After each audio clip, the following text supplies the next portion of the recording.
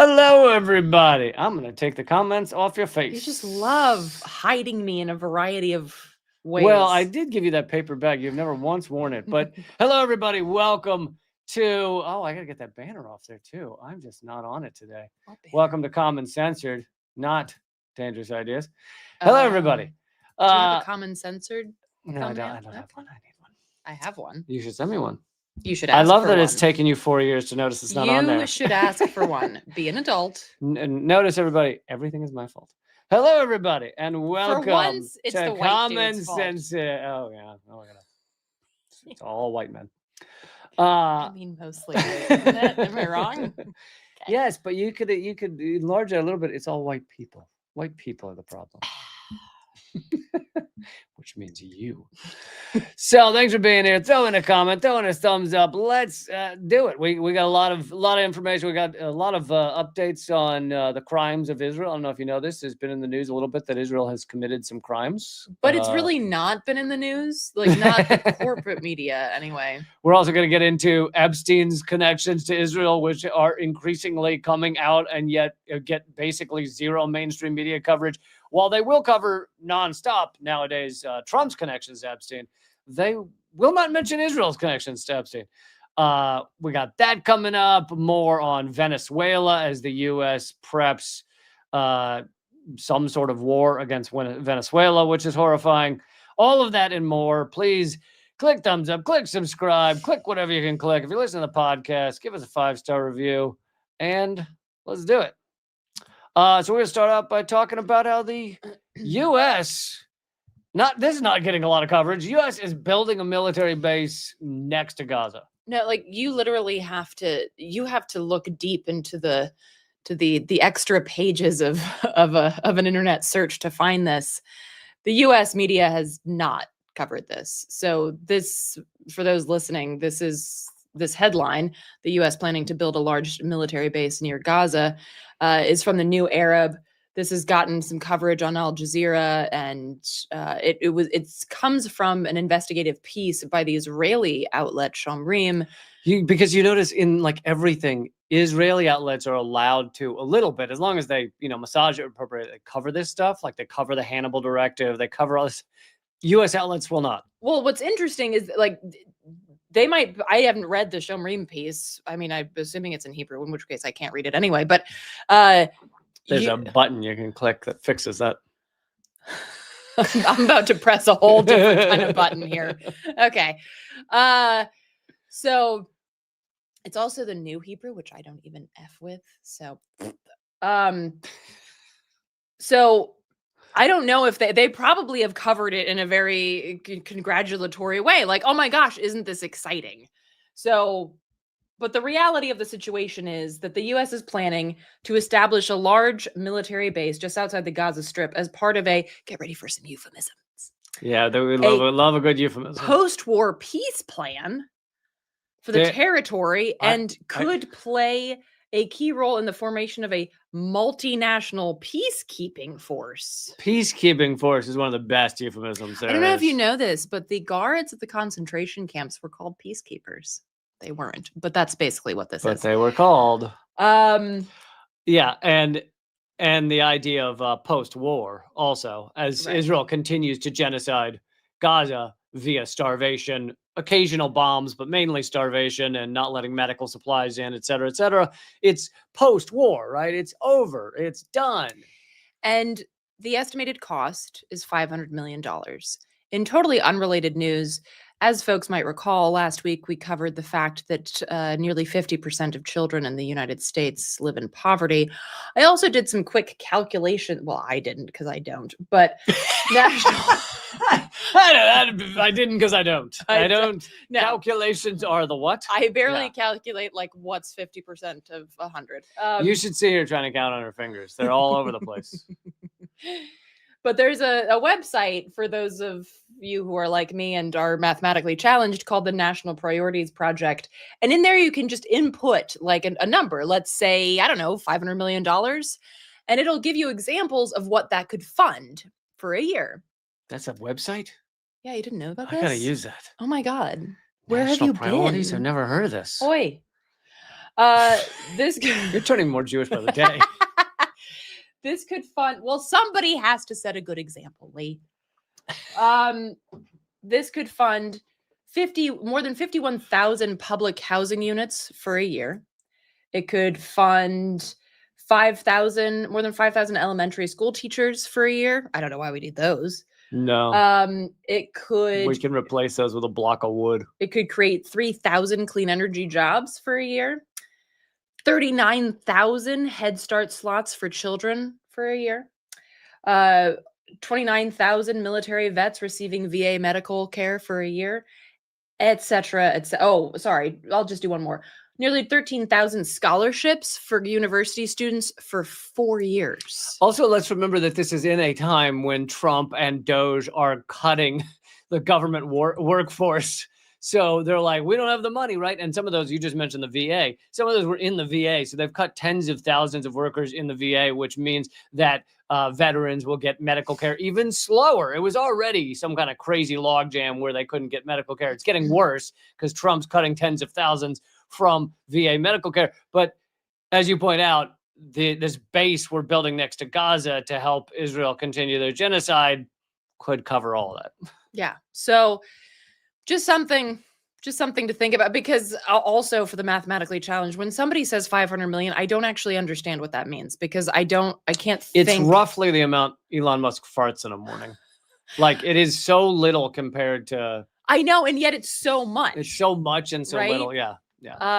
So it helps me to have something laid out like this, where it's really like, oh shit, that's what we could do with that money that you're going to spend to perpetuate and in many ways likely worsen the situation in a genocidal apartheid state. Cool.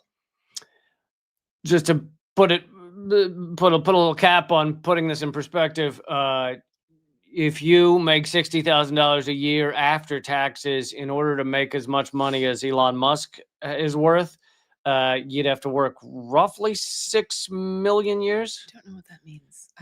Somewhere between 5 and 6. We're not sure. You should probably get started. We'll figure out the little rounding numbers later. Somewhere between 5 and 6 million years. So everybody, if you want to get there, start working hard now, okay? Because you don't want to get 1 million years in and then realize you weren't really, your heart wasn't in it, I like, it's so.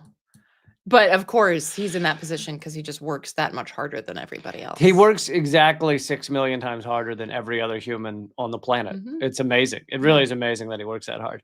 And also has time to pump out 17 kids or whatever. And awkward gestures.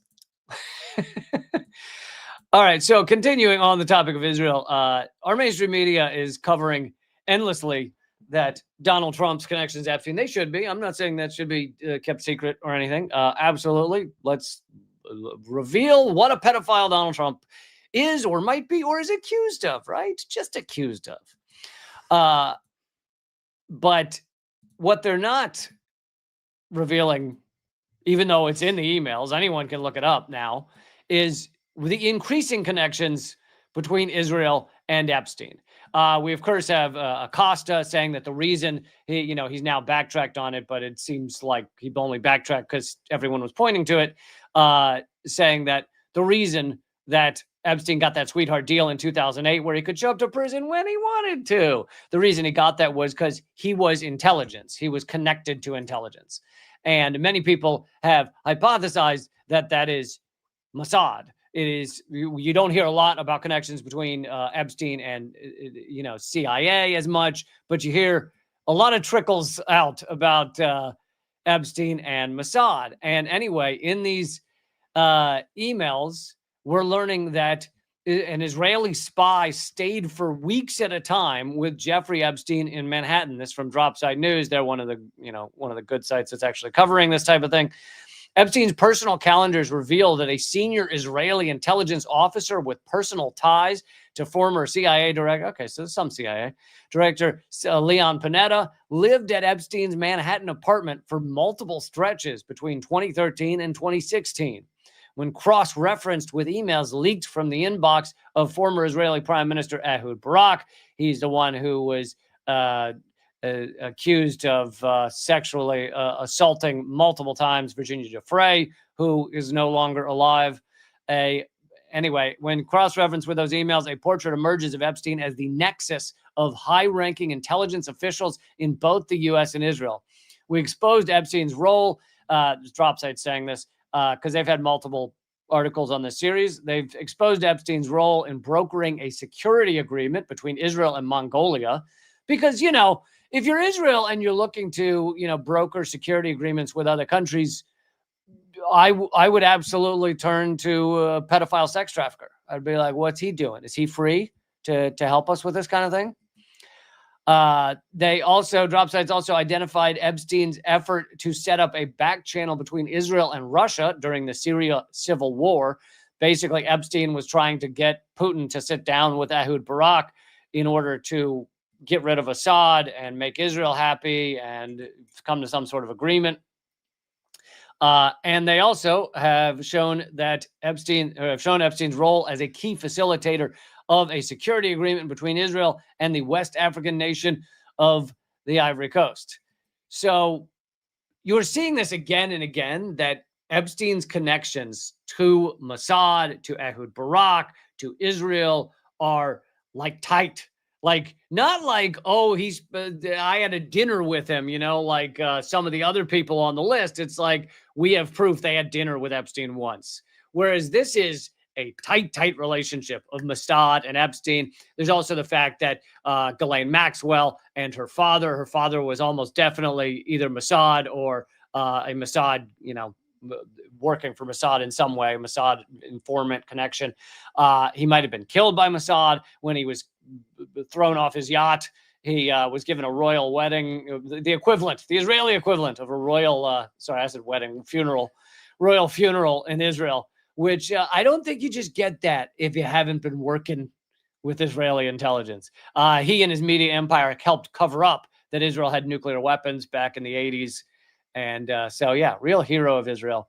So the connections go very deep, and yet your mainstream media, centrally zero coverage. Here's another article from Dropsite. Epstein and Mossad, how the sex trafficker helped Israel build a back channel to Russia amid the Syrian civil war. So, a lot of connections between Epstein, Israel, Mossad, Ehud Barak. Zero mainstream media coverage. Does this make you like Israel more or less? I'll file it under not surprising. But this also ties into the Palestine exception of media. You have even outlets that could be critical of certain politicians and that folks like us would agree with. When it comes to Israel, they are not going to touch it. They're just going to say, yeah, whatever you need, whatever you want, we can just not run a story or we'll make it look good. It's the Palestine exception. Yeah, and when you have whatever it was, 20,000 emails and documents that have just been released about Epstein, there is a choice by the media. Anytime there's that much stuff, there's a choice by anybody who covers it over what they're going to cover within that 20,000. And people have focused on the Trump ones. I think they should. He is president, and people need to know that, have that knowledge.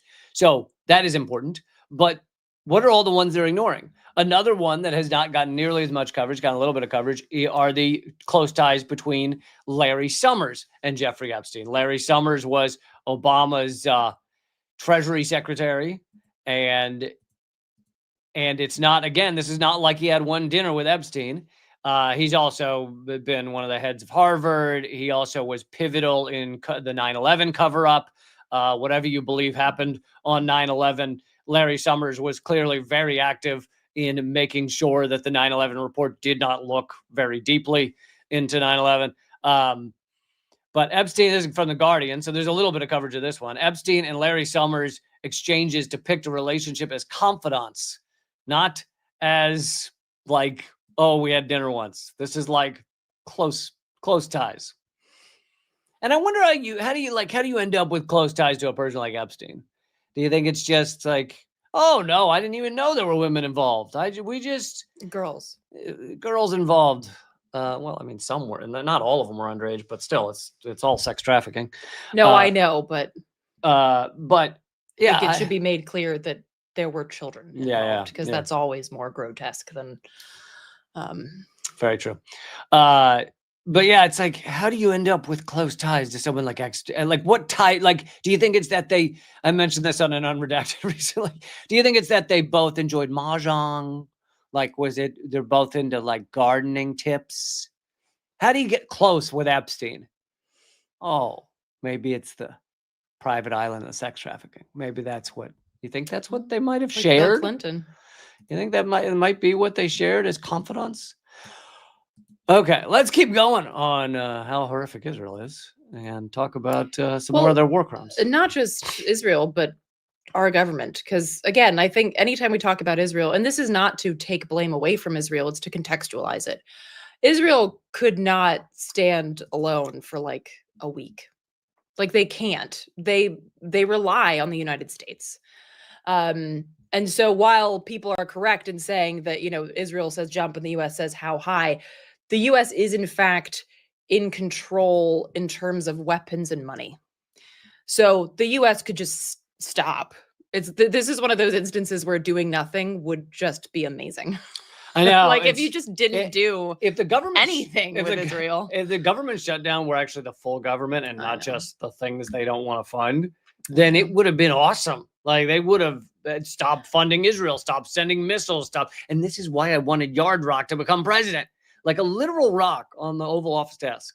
But they would never have allowed a government shutdown if that's what that entailed. Right. The only reason they allow a government shutdown is because it has to do with your ability to eat and national parks. Like they don't fucking care about that. Yeah. But you can file this next story in the Trump is worse than we've seen in recent history. But it's not like those who came before him tried to like throw a wrench in any of the things that are going on right now. So this is a report that shows that in Biden's last year of office, the U.S. gathered intelligence that Israel's military lawyers warned that there was evidence, that could support war crimes charges against Israel for what they did in Gaza. And these are operations, again, as I said, reliant on the U.S. And basically the issue here was that according to U.S. law, and this is something that we've covered on the show as well, that where is it? Talk amongst yourselves. You know what? Under U.S. law, it would require the U.S. to block future arms shipments and end intelligence sharing with Israel if this information that there's clear evidence of war crimes, if that came out, then the U.S. would by law have to shut that funnel to Israel down. So what did the Biden administration do? They buried it. They ignored it. And they were like, we are going to kick the can to Trump. Or to Kamala, who literally, as there's a genocide going on, ran on the politics of joy. Like, how the fuck? I mean, how out of touch can you be? It's not just the genocide. As the U.S. empire is sending us all into a death spiral, destroying the planet. Just be joyful, live in the moment, appreciate the moment as we murder ourselves, as we drive off an ecological cliff. As we murder you. As we drive off an ecological cliff, just feel your body and the deep breaths. Deep breaths are good during ecocide. I mean, it is a really sick, twisted example of what the U.S. does all the time, which is demand happiness out of the people that it's oppressing and killing and, basically making life unlivable for. But hey, if you're not happy, it's your own damn fault.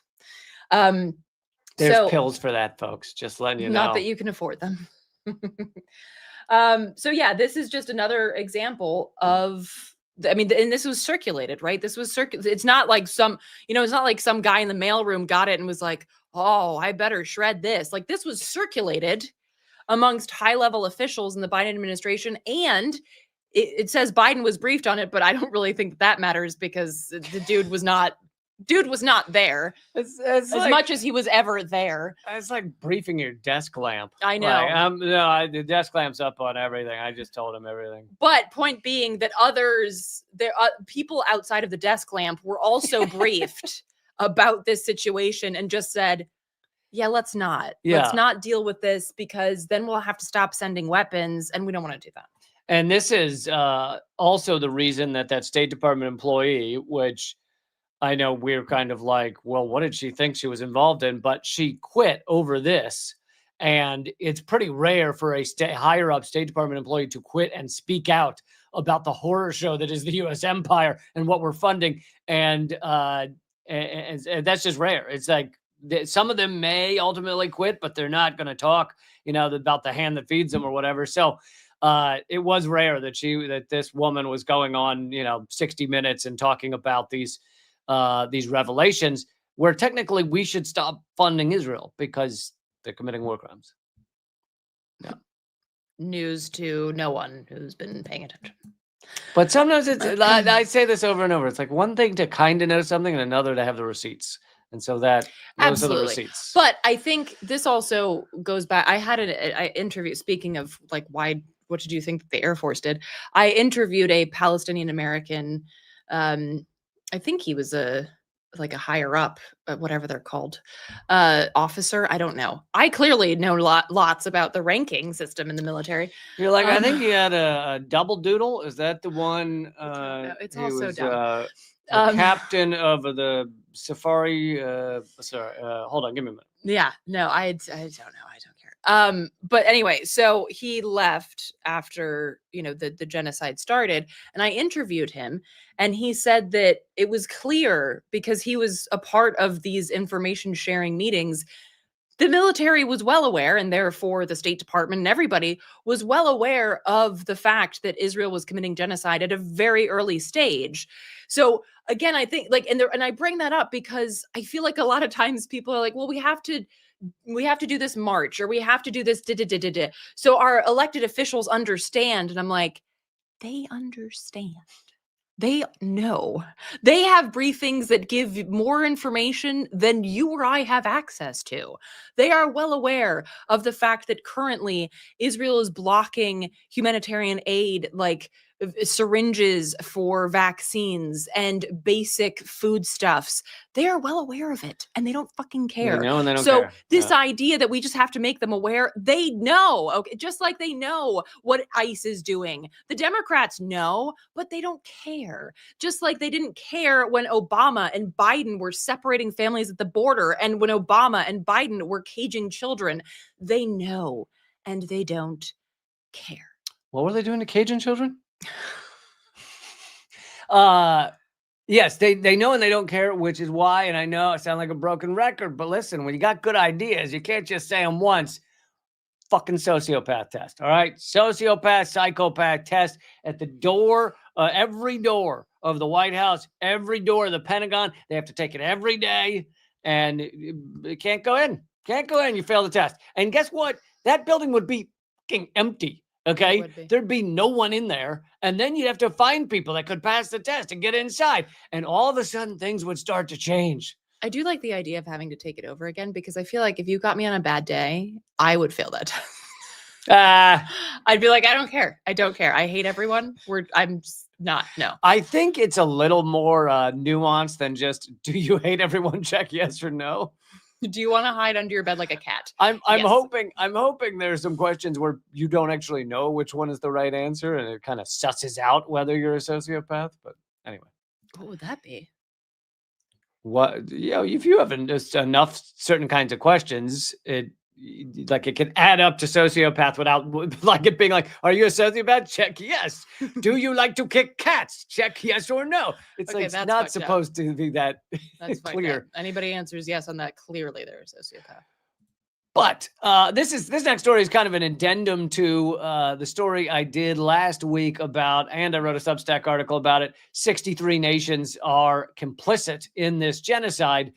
This is an article from oilchange.org about the number of countries involved in just fueling. One of the key aspects of committing genocide is all the oil you need to for the weaponry, for the military industrial complex. Literally fueling. Literally fueling. Oh. The literal fuel. And so here are some of the key findings. There is a full report on it, but I'm just going to read the key findings. 25 countries delivered 323 shipments of crude oil and refined products to Israel, totaling 21 million tons of oil. This is just during the genocide, by the way. Azerbaijan via Turkey. It's Azerbaijan. According to Trump, it's Azerbaijan. And Kazakhstan via Russia supplied around 70% of the crude oil. Russia was the largest supplier of refined fuels. So although Russia, will sometimes like scale in the direction of the genocide, like you guys probably shouldn't do that. They're continuing to just give all of this oil to Israel. And the reverse is true too, right? Israel is part of the U.S. empire, which is saying nobody should buy any oil from Russia. Russia, we're sanctioning you into oblivion. Don't buy Russian oil. Meanwhile, Israel is buying loads of Russian oil. Russia was the largest supplier. The United States was the only supplier of the JP-8 military jet fuel used by Israeli military aircraft. So literally all of the jet fuel came from the United States. Other crude suppliers included Brazil, Gabon, and Nigeria. Is it not Gabon? I noticed earlier you didn't say Cote d'Ivoire. You said Ivory Coast. Because I was going to get it wrong. Cote d'Ivoire? I was going to say Cote d'Ivoire or something. Cote d'Ivoire. Cote d'Ivoire. Cote d'Ivoire. Cote d'Ivoire. Oh. The Cote d'Ivoire. I would have said Cody. Okay. The Cote d'Ivoire. But I believe it's Gabon. It's also ProPublica. Refined fuels also come from Greece, Italy, and Cyprus. So kind of shocking. Now, obviously, let's not be dumb about this. All of the other stuff is coming from the United States. So it's not like this is letting the United States off the hook. The jet fuel is coming from the United States, etc. The UK is supplying intelligence constantly. So it's not that these other countries are not involved in genocide. It's just literally 70% of the oil is coming from Russia and Kazakhstan. And this is how you end up with 63 nations complicit. Well, here's the other thing that I think is interesting. Now, I was trying to find stats on exactly how much coal Israel uses. It's not the main fuel that they use, but I think it might be like in the 20% range of their energy comes from coal, and their largest, where they get most of their coal, South Africa.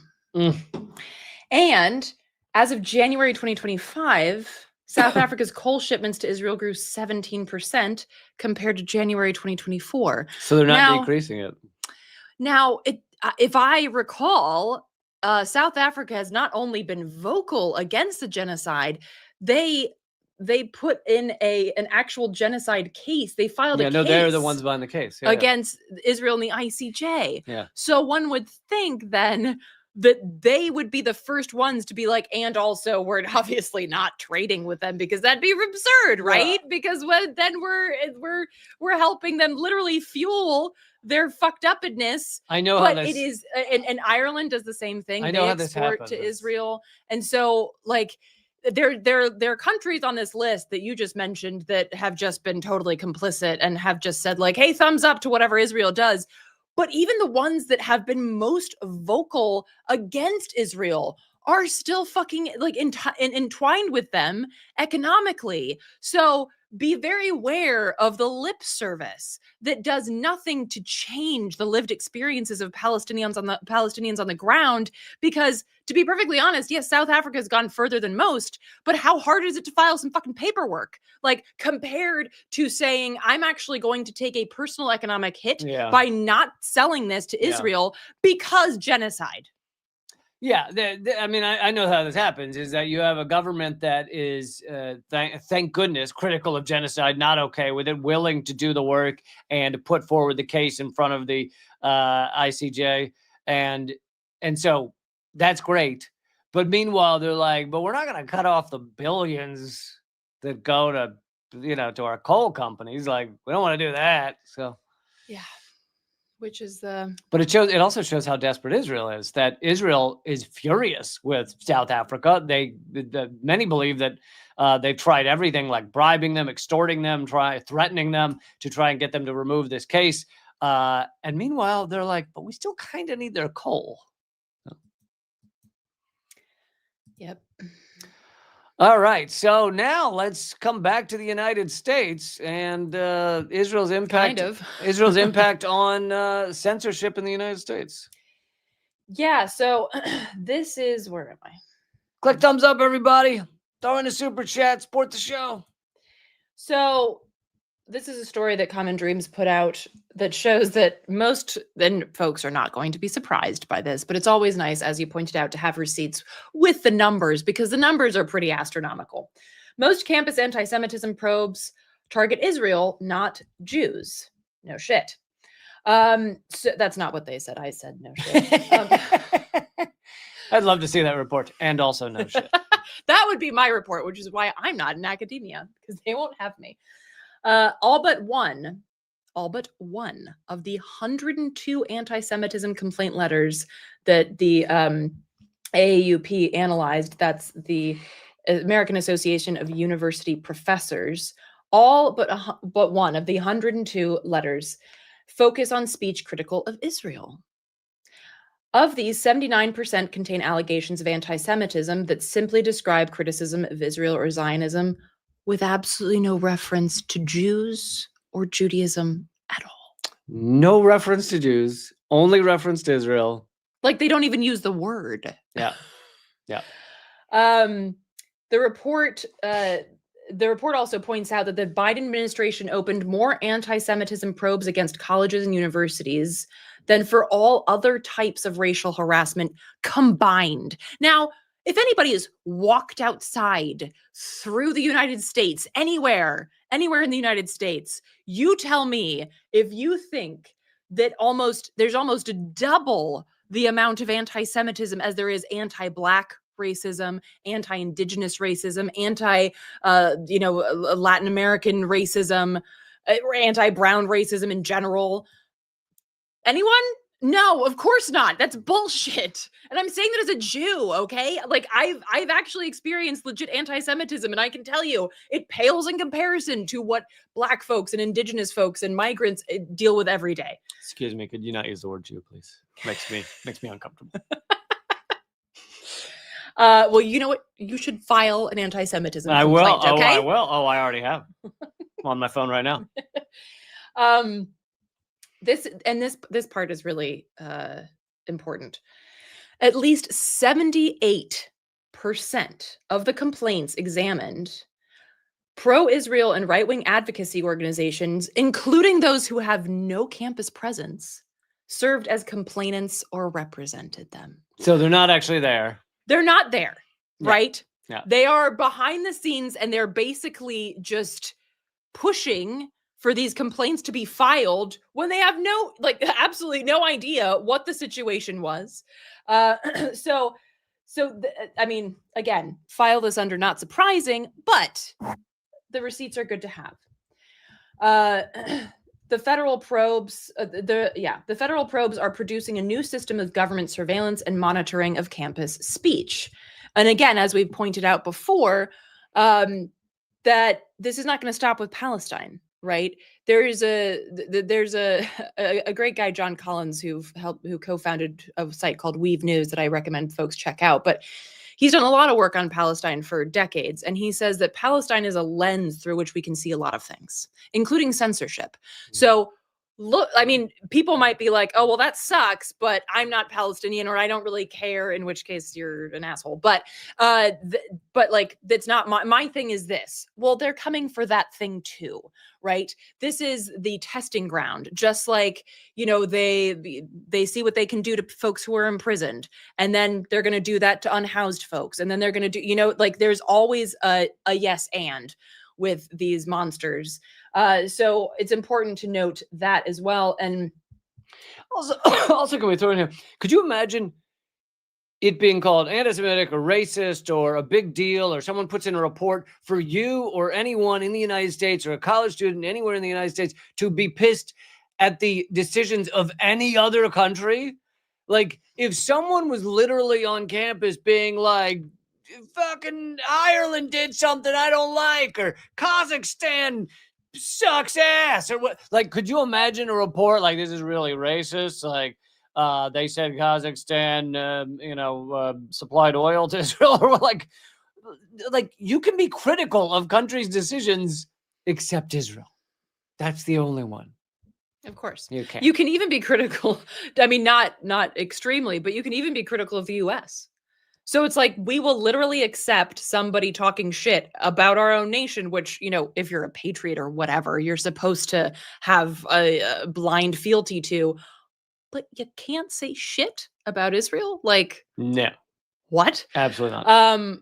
So again, as I kind of echoing what they pointed out in this document, they said, quote, a long-standing Palestine exception to the First Amendment threatens to give way to the new reality. Palestine is less an exception to academic freedom than it is a pretext for erasing the norm altogether, as part of an authoritarian assault on the autonomy of higher education and on the very idea of racial and gender equity. So yeah, whatever your thing is, they're coming for it, and this is just the thin part of the wedge that they use to open the door. Let's throw this in there real quick before we shift gears, because we're gonna end up with an all Israel episode again if we're not careful. But yeah, so I'm not going to go into details because folks can check it out if they want, but truly horrifying. All of the trigger warnings. Yeah. All of the horrifying information. The Palestinian Center for Human Rights released a document on November 10th, which documents, I'm saying document a lot, but documents testimonies of systematic sexual torture in Israeli concentration camps. And this is on top of what we've already known about that. It's on top of These are the receipts. Yes, but it's also on top of other receipts that we've had. Yeah. And also other stories of torture that aren't, this kind. And so there's continued horrific torture going on in Israeli. I mean, prison is too kind of a word. For Palestinians, many of whom, like, these documents, for instance, talk about an 18-year-old who was just trying to get aid at that stupid fucking GHF site. So their crime, again, as always, is being Palestinian. So I wanted to bring this up because I think it's important to recognize the testimonies and recognize the reality of the situation there. But again, we're not going to get into details of what the report shows. Yeah. Even though I've read it, and it's but both because it could trigger a lot of people, but also because YouTube won't let us. And we'll probably have our channel banned again. But yeah, there was also a video which I don't want to show. All it is people applauding. But who are they applauding? They're applauding the Israeli soldiers, the IDF, who were, accused, but basically would have been convicted in any other country, but of this sexual torture, of this sexual assault, and it's a group of people applauding them for what they did and for them being free and not going to prison for this horror show. This also, again, is Israel's every accusation is an admission, and one of the biggest, New York Times exposés was about the use of sexual violence on October 7th, and it has been completely debunked. It is all there's zero evidence. They know it, and it's one of the most debunked stories, I think, on that's been released in the past 2 years, because it was so horrifying, and it was the New York Times, one of our biggest outlets, whether we like it or not, and It like literally the journalist was on podcast saying they wanted her to find things. She couldn't find anything, no matter how many, sexual assault counseling places she went to, no matter how many people she spoke to, she couldn't find anything to justify it, but she kept working to try and make up the story. Look, Anyway. if you don't actually care about whether it's true or not, you can come up with amazing things like the babies in ovens. You can be Barry Weiss if you just don't care whether it's true or not. Okay, before we get to Venezuela, real quick, a couple of awesome things we're doing. Eleanor, you will be, and you're moderating, right? I am. Yeah, Eleanor will be moderating this awesome event on Zoom. Anyone can attend anywhere in the world, 4 days until... You describe it. It's the No State Solutions panel with the amazing Palestinian author and professor Mohammed Bamieh and the Kashmiri professor and author Athed Azia. And so it's a ticketed event because all of the money raised will go directly to doctors in Deir al-Balah, Gaza. And it's going to be an amazing conversation, and not just about like the framing of nation states as, a colonial imperialist entity. So when we talk about justice and liberation and we do it through a nation state paradigm, well, what are we missing? We're also going to talk about the fallacies of post-colonialism and decolonization as if they're things that are happening right now. We're going to get into the power of the imagination and bucking realism. And it's going to be a really fucking cool evening. So again, this is Tuesday, November 18th at 7 p.m. Eastern. That's 4 p.m. Pacific. And only $10 plus tax. Yeah. And so, yeah, do check it out. It's at artkillingapathy.simpletix.com. TIX. TIX, because they're being cute. And yeah, all the money, I know you mentioned this, but all the money goes to Gaza. So you really can't lose. Like, even if you're not sure if you can make it, you'll be helping out Gazans. So I hope you'll consider it. For those of you in New York, I will be performing live in New York December 12th. My first performance in New York City in years.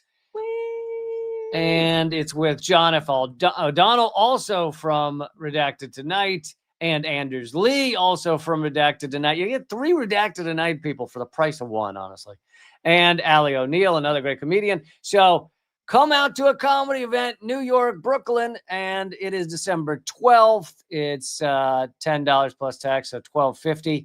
And you can grab your tickets at, what is it? tinyurl.com/Lee Cobra Club. I'll put it in the chat here. Kind of a little bit, like if you kind of back up a little bit, it looks like John is in handcuffs in that picture. Yeah, it does. It does. Yeah, absolutely. I Okay. think he was only in zip ties, so it's not quite fair. as bad. But tinyurl.com/Lee Cobra Club, because it's at the Cobra Club.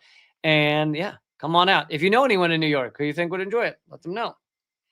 Hope you'll do that. But yeah, December 12th. So we're about 1 month out, which means I've got to figure out a comedy set. You're gonna do great. Thank you. And last thing is I have new columns up at my Substack. Me too. And Eleanor as well. Sorry, I didn't have yours ready to pull up, but but yeah, go to realleecamp.substack.com. I'll promote you in a second. realleecamp.substack.com. And the latest column is about U.S. inequality, how it's way past revolution time. Look at that. Second post, though, is yours. Okay. So okay. look. Okay. My other recent one was about the 63 countries complicit in genocide. Anyway, go over there, click subscribe. You can subscribe for free. And the second post on that page, realleecamp.substack.com, is Eleanor's. So you can easily find her page by going to my page and just clicking the second post. So there you go. Do you feel vindicated Is now? that good? Well, you know what I'm going to do next to make you feel bad. I'm going to go to your page and see if my post is up there. Oh, for the love. Oh. You're on Substack a lot more than I am. Also, the upcoming show of, since we're just talking about our shit now, Project Censored is an amazing interview that I did with Masab Baba, who is an analyst and researcher on Sudan. And we had a long conversation, a really fantastic conversation about what's going on in Sudan and really contextualizing it outside of the bullshit 24-hour news cycle. So that'll be up on Monday at projectcensored.org. There we go. Project Censored. Okay. Or wherever you listen to podcasts. Let's keep going before we run out of time. I wanted to give some updates on Venezuela. Let's see. The Pentagon is sending its largest warship that it has to Latin American waters as U.S. tensions with Venezuela rise. U.S. Navy has announced the USS Gerald Ford, regarded as the world's newest and largest aircraft carrier, will be entering Latin America. Now, you guys, if you're regular viewers, sorry, go ahead. No, it's fine. You guys, if you're regular viewers, probably know the real reasons we're going into Venezuela. I probably don't need to plow through them all again, but it has to do with the resources and the petrodollar and everything else. So I'm not going to spend a lot of time on that, but I did want to. This shows you a little more of what the U.S. plan seems to be at the moment. This is from Orinoco Tribune. This is a report from the Center for Strategic and International Studies, CSIS, one of the most influential national security think tanks. Washington, a lot of the Beltway crew get their ideas from these absolute horrific sociopath think tanks. So this is one of the most important ones, close ties to the Pentagon, State Department, military-industrial complex. And they published a report offering a technical and calculated assessment of the U.S. military deployment since August 2025. And basically, it goes through what the U.S. abilities are there and what the plans are. And I just wanted to read you a little bit from this analysis. CSIS implicitly acknowledges that the deployed forces are insufficient for an invasion, but sufficient for air and missile strikes. So the U.S. is basically setting up to just commit strikes on Venezuela. The article says this distinction is crucial. The threshold of realism is no longer invasion, but aerial coercion and systemic destabilization. Basically bombing Venezuela in the hopes that it will destabilize them enough that Maduro falls, rather than full-scale invasion. The arrival, and of course, Trump has also said the CIA is like gloves off in Venezuela as well. So who knows what aspect that has in it. But I think he also might have been saying that as like a threat. But the arrival of the Ford carrier group, a combat group designed for power projection in high-intensity scenarios, is presented as a symbolic point of no return, poorly structured for anti-drug efforts, ideal for attacks against Venezuela. Oh, you mean it's not about drugs? Eleanor, it's not about drugs. I'm shocked. I thought blowing up these fishermen was all about drugs. In this sense, the objective still is not to overthrow Maduro by force, because they can't invade really, because there's no way to do so right now, but rather to create the conditions for him to collapse under the pressure. The report makes it explicit. The initial attacks would be to see what effect they have.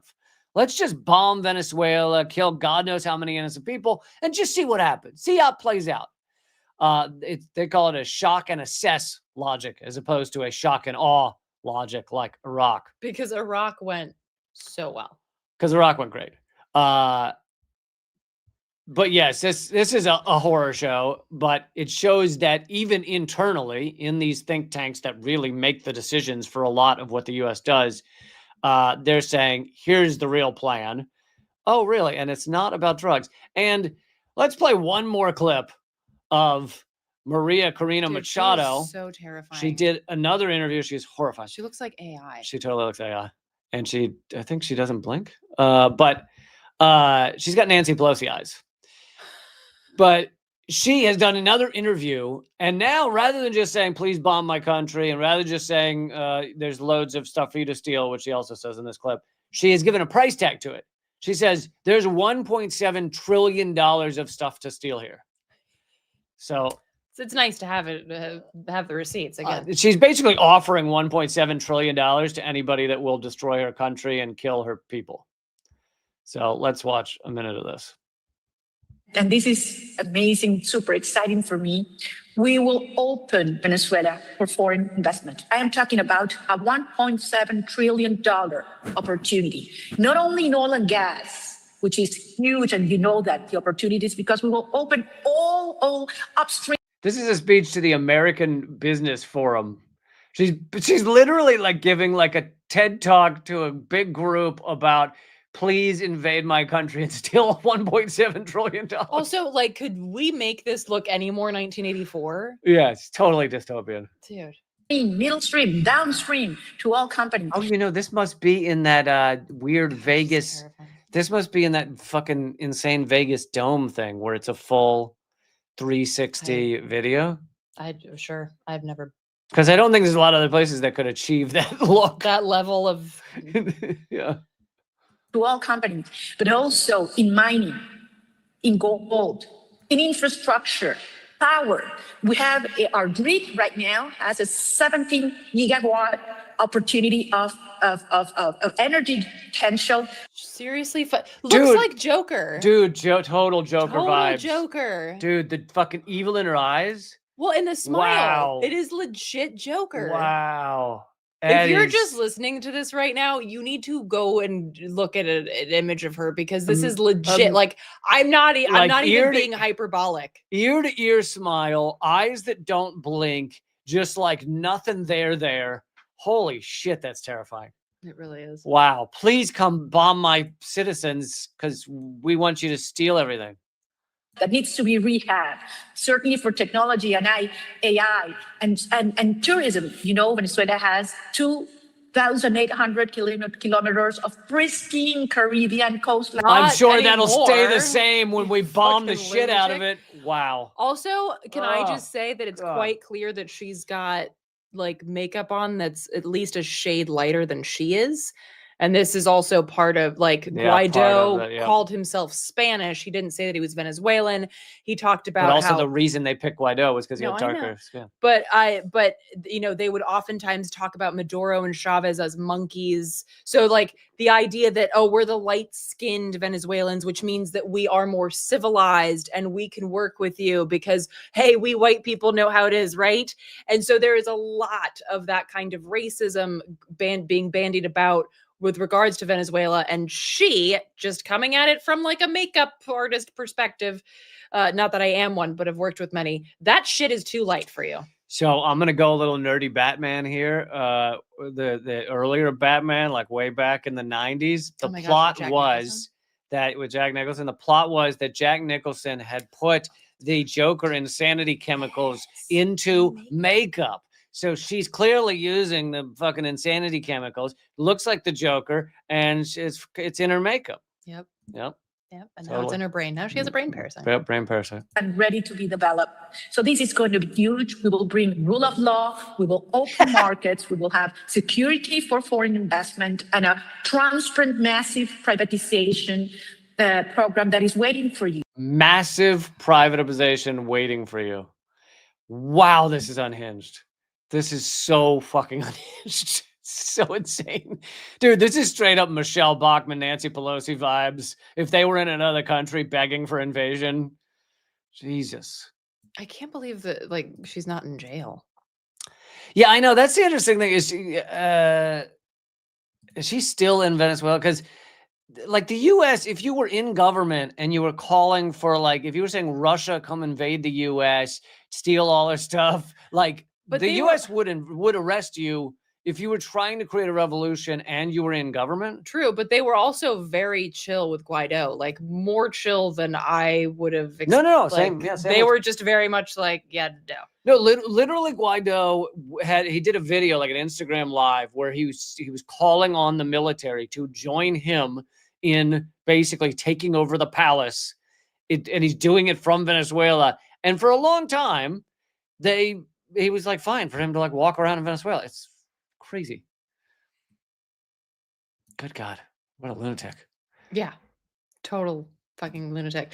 But so I just want to say one more thing here, because I know that I'm going to have to scoot in a minute, but we're wrapping up. But I think the other thing here is that it shows that obviously the system does not learn from its mistakes, but it is a system that is based on this remarkable level of arrogance and ignorance. Because as and folks can check this out too, I interviewed Leonardo Flores, who used to work at the Venezuelan embassy in DC when that was still a thing, and is from Venezuela. And he, like people I have interviewed from Iran and Cuba, have said very clearly, like, the people are well aware of the situation. They know why there are sanctions. It's not because Maduro's an asshole. It's because the US is an asshole. So the idea that these people would somehow think that they're being bombed because Maduro's an asshole, it's like the US takes its lack of intelligence and projects that on other nations, and other nations are like, no, dude, we're way smarter than you. Like, we know it's imperialism. You're not going to get us to hate our government by bombing us. Like, that's not how that works. And, you know, for instance, with Iran, I was speaking to a woman from Iran, and she said, I have a lot of problems with my government, but right now that's not important. Right now, we're all coming together to stop the United States. And so what you really do is the opposite. Instead of getting people to focus on like, hey, I actually do have some issues with my government, they're like, they immediately turn, it's a hierarchy of needs, right? They turn to the thing that is most pressing, which is the US being a bumbling fucking genocidal, homicidal idiot wandering into your nation and being like, what can I steal? And it's like, that is going to take precedent. And especially if your nation has any level of education that teaches its people about what imperialism is, then they're going to clock it immediately. And they always do, right? It's why Cuba has held out this long, because they're like, yeah, we have education. We know who you are and what you want. It's also why after Chavez was couped in, was it 2002? After like the people got him back into office because they understood that it was a U.S.-backed coup. They didn't think that it was like the noble justice warriors came in and got rid of Chavez. Yeah, it has to do with education, and it has to do with media literacy, and that's why the Venezuelan people have been able to hold out this long against, you know, gut-wrenching economic war. So yeah, the U.S. is not going to win because it doesn't understand people using their brains. Okay, we're gonna wrap up. That's the show, but no, don't please just stop. We're gonna have any fun. We're gonna wrap up, but I live stream 3 days a week. I'll be back Monday, 3 p.m. Eastern.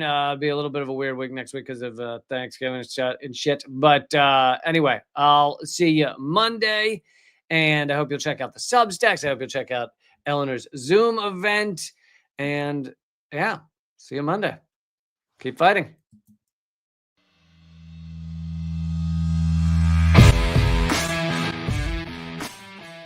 Well, brother, I salute you, though, man. You're one of the few that bring together this tremendous artistic talent and still be in such deep solidarity with oppressed people.